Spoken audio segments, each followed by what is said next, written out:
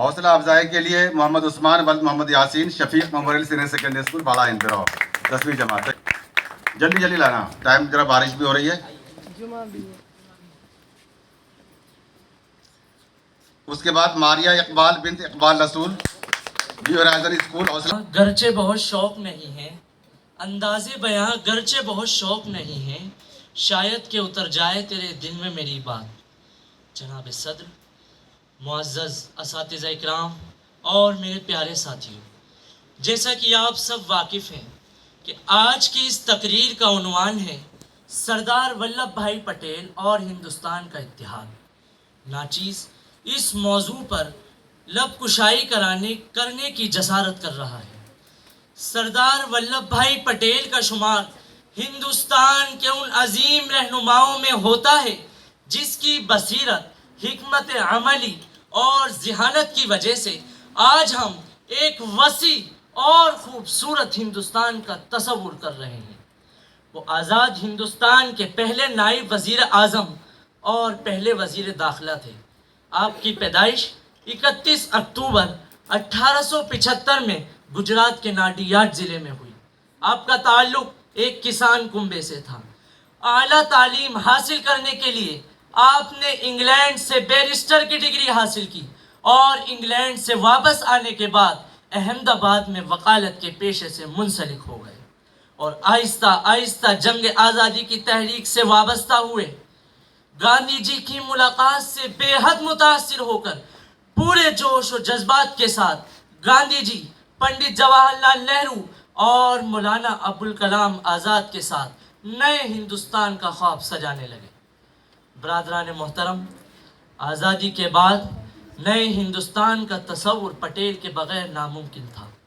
ہندوستان 562 چھوٹے چھوٹے ریاستوں اور خطوں میں تقسیم تھا جن کو متحد کیے بغیر آج کے ہندوستان کا خواب ادھورا ہے.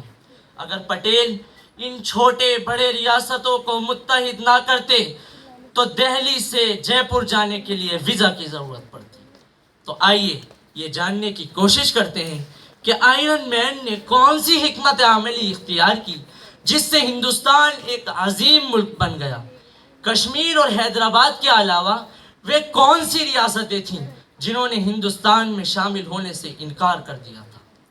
سردار ولبھ بھائی پٹیل اور ان کے مشیر خاص پی وی مینن اچھی طرح واقف تھے کہ یہ ایک نازک وقت ہے. اس انسرٹین ٹائم میں کسی فیصلے میں کوتاہی بڑے نقصان کا سبب بن سکتی ہے. لہٰذا گاندھی جی, پنڈت جواہر لال نہرو اور دیگر رہنماؤں نے سردار ولبھ بھائی پٹیل پر بھرپور اعتماد کیا اور ملک کو متحد کرنے کی ذمہ داری سپرد کی.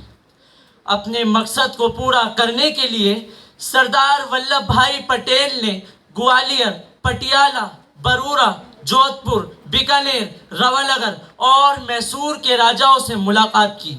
انہیں بہلایا, پھسلایا اور انہیں انسٹرومنٹ آف ایسوسی ایشن پر دستخط کرنے پر مجبور کر دیا, جس کے تحت ڈیفنس, ایکسٹرنل افیئرز اور کمیونیکیشن بھارت سرکار کے تحت رہی. اس کے علاوہ حیدرآباد ایک بڑی ریاست تھی جس کا رقبہ 82,000 کلومیٹر تک پھیلا ہوا تھا. یہ رقبہ انگلینڈ اور اسکاٹ لینڈ سے بھی بڑا تھا اور آبادی 1,60,00,000 کے قریب تھی. ٹائم پتریکا کے مطابق حیدرآباد ریاست دنیا کی سب سے امیر ریاست تھی.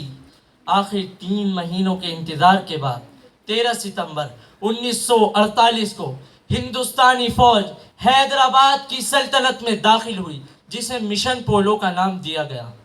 117 گھنٹوں کی اس جنگ میں 1373 رضاکار مارے گئے, 807 نوجوان جاں بحق ہوئے, ہندوستان کے 66 نوجوان شہید ہوئے جبکہ 97 نوجوان زخمی ہوئے. اس طرح سردار ولبھ بھائی پٹیل کی دانش مندی, حکمت عملی اور ذہانت سے ہندوستان ایک عظیم جمہوری ملک بن گیا. لہٰذا ہم کہہ سکتے ہیں کہ ہندوستان کو متحد کرنے, منظم رکھنے اور ایک عظیم طاقت بنانے میں سردار ولبھ بھائی پٹیل نے وہ تاریخی کارنامہ انجام دیا ہے جس کی نظیر ہندوستان کی تاریخ میں نہیں ملتی. اسی کے ساتھ میں اپنی بات کو ختم کرتا ہوں. بہت بہت شکریہ.